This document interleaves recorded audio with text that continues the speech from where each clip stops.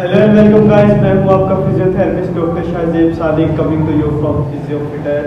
आज हम बात करेंगे विंगिंग ऑफ स्कैपुला के बारे में कि हम इसे घर बैठे कौन सी एक्सरसाइज से ठीक कर सकते हैं। तो चलिए शुरू करते हैं। विंगिंग ऑफ स्कैपुला की सबसे बड़ी वजह यह है कि आपका जो सा सिरेटस इंटीरियर मसल है वो वीक हो चुका है, या फिर उसकी पैल्सी हो चुकी है, या फिर जो उसको नर्व सप्लाई हो रही है लॉन्ग थोरेसिक नर्व वो इंजर्ड हो चुकी है किसी कारण। तो इस वजह से आपका जो सा है सिरेटस इंटीरियर मसल वीक होने की वजह से आपका विंगिंग ऑफ स्कैपुला डेवलप हो चुका है।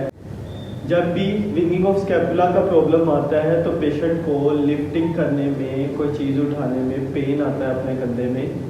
तो जैसे ही वो अपने शोल्डर को 90 डिग्री फ्लेक्शन में और 90 डिग्री और रिडक्शन में लेके जाता है तो उससे इसके अबाव उसका शोल्डर नहीं जा पाता। तो उसकी सबसे बड़ी इम्पोर्टेंट वजह यह है क्योंकि उसका सिरेटस इंटीरियर मसल वीक या फिर उसकी नर्व इंजर्ड हो चुकी है, जिसकी वजह से उसका शोल्डर अबाव नहीं जा रहा और उसके कंधे में पेन रहती है। तो मैं आज आपको कुछ ऐसी एक्सरसाइजेस बताऊंगा, कुछ ऐसी टेक्निक्स बताऊंगा जो आपको हेल्प आउट करेंगी आपके विंगिंग ऑफ स्कैपुला को ठीक करने में। तो सबसे पहली एक्सरसाइज जो विंगिंग ऑफ स्कैपुला में हेल्प आउट करेगा that is levator scapulae muscle stretch. Levator scapulae muscle stretch करने के लिए आपने करना ये है कि अगर आपका right side of the shoulder affected है तो आपने अपने हाथ को बैकवर्ड की तरफ ले जाना है कुछ इस तरीके से। आपने अपनी नेक को रोटेट करना है टुवर्ड लेफ्ट साइड एंड अपनी चिन को डाउनवर्ड की तरफ मूव करना है जस्ट लाइक दैट। ये करने के बाद आपने अपने राइट हैंड से अपनी हेड को डाउनवर्ड की तरफ मूव करना है कुछ इस तरीके से। तो आपको इधर डीप सा स्ट्रेच फील होगा। इस पोजीशन को आपने 30 सेकंड के लिए होल्ड करके रख लेना है। तो इसके हमने 3 स्ट्रेच कर लेने हैं। तो इससे आपका जो सा है लिवर्टर स्कैपुलाई मसल जो सा है वो रिलैक्स होना शुरू हो जाएगा।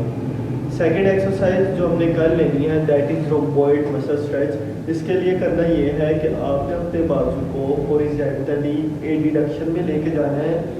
अगर आपका right side of the shoulder affected है तो आपने अपने लेफ्ट हैंड से अपनी एल्बो से अबव कुछ इस तरीके से सपोर्ट करने के बाद हमने इसको मूव करना है टुवर्ड लेफ्ट साइड। तो इससे आपको इधर डीप सा स्ट्रेच फील होगा कुछ इस जगह पे। इस पोजीशन को हमने 30 सेकंड के लिए होल्ड करके रख लेना है। तो इससे हमारा जो सा रोम्बॉइड का मसल है वो रिलैक्स होना शुरू हो जाएगा। इस पोजीशन के हमने 3 सेट कर लेने हैं 30 सेकंड के लिए, ताकि ये आपको हेल्प आउट करे आपके विंगिंग ऑफ स्कैपुला में।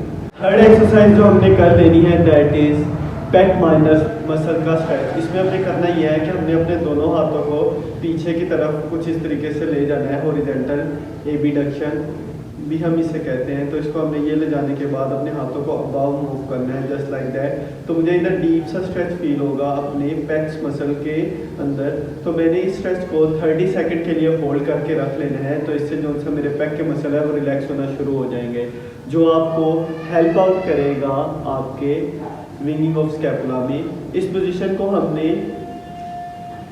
30 सेकंड के लिए होल्ड करके रख लेना है और इसके हमने 3 सेट कर लेने हैं। तो इससे आपके पेक माइनर और पेक मेजर मसल जो है वो रिलैक्स होना शुरू हो जाएगा। फोर्थ एक्सरसाइज जो हमने कर लेनी है that is serratus interior muscle activation, जो कि स्कैपुला पुशअप भी हम इसे कहते हैं, स्कैप पुशअप का नाम भी दिया जा सकता है।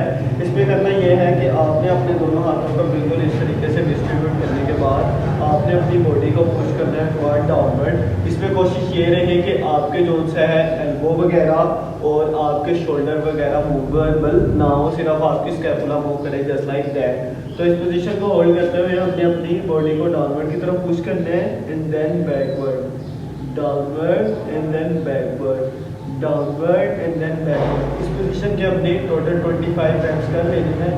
तो हमने इसके टोटल 2 to 3 सेट्स कर लेने हैं, जो आपको हेल्प आउट करेगा सिरेटस इंटीरियर मसल की एक्टिवेशन में। अच्छा जी, फिफ्थ एक्सरसाइजेस जो हमने कर लेनी है that is serratus interior muscle की एक्टिवेशन में है। क्योंकि जो सा सिरेटस इंटीरियर का वर्कआउट है ये हमारे बॉक्सिंग पंच में हेल्प आउट करेगा, जो बॉक्सिंग पंच में इसका मसल ऑफ एक्शन है। तो करना ये है कि आपने कोई भी बैंड ले लेना है, इलास्टिक इसको इस तरीके से ग्रैब करने के पीछे मतलब बांधने के बाद आपने इसको इस तरीके से ग्रैब करना है और अपने पंच को कुछ इस तरीके से लेके जाना है जस्ट लाइक दैट, जैसे बॉक्सिंग में पंच यूज होता है ये वाला। क्योंकि बॉक्सिंग में यही वाला पंच यूज़ होता है for activation of serratus anterior muscle, और सीरेटस एंटीरियर मसल ही इसमें हेल्प आउट करता है आपकी इस एक्टिवेशन में। तो आपने इसकी एक्टिवेशन को कुछ इस तरीके से कर लेना है, 25 के रेप्स कर लेने हैं 3। तो इससे जो सा आपका सीरेटस एंटीरियर का मसल है वो एक्टिवेट होना शुरू हो जाएगा। हमारा जो सा सीरेटस एंटीरियर मसल है वो हमारे फर्स्ट रिब्स से लेके नाइन्थ रिब्स से स्टार्ट होते हुए हमारी स्कैपुला के मीडियल बॉर्डर पे जाके लगता है। 6 एक्सरसाइजेज जो आपने सीरेटस एंटीरियर मसल्स को एक्टिवेशन के लिए कर लेनी है, ये स्कैप पुशअप की ही सब टाइप है। इसमें हमने करना ये है कि अपने दोनों बाजुओं को कुछ इस तरीके से रखने के बाद आपने अपनी बॉडी को बिल्कुल स्ट्रेट रखना है, मतलब लाइन पोजीशन में आने के बाद आपने अपने जो उनसे शोल्डर्स हैं मतलब स्कैपुला इनको अबव मूव करना है। कोशिश ये है कि इसमें आपकी शोल्डर और आपकी जो सी एल्बो है ये मूवेबल ना हो, मूव ना करे, सिर्फ आपका स्कैपुला ही मूव करे। तो इसके भी आपने 25 के 3 सेट कर लेने हैं, तो इससे आपका जो मसल है सीरेटस एंटीरियर मसल एक्टिवेट होना शुरू हो जाएगा, जो आपके मीनिंग ऑफ स्कैपुला में हेल्प आउट करेगा। 7th एक्सरसाइज जो आपने कर लेनी है for activation of serratus anterior muscle, इसमें आपने अपने दोनों बाजुओं को इस तरीके से रखने के बाद आपने इस पोजीशन में आ जाना है जिसे हम क्वाड्रिपोड पोजीशन कहते हैं। इसमें हमने करना ये है कि हमने अपने स्कैपुला को मूव करना है, आपके शोल्डर और आपकी एल्बो मूव ना करेंगे, कुछ इस तरीके से मूव करना है।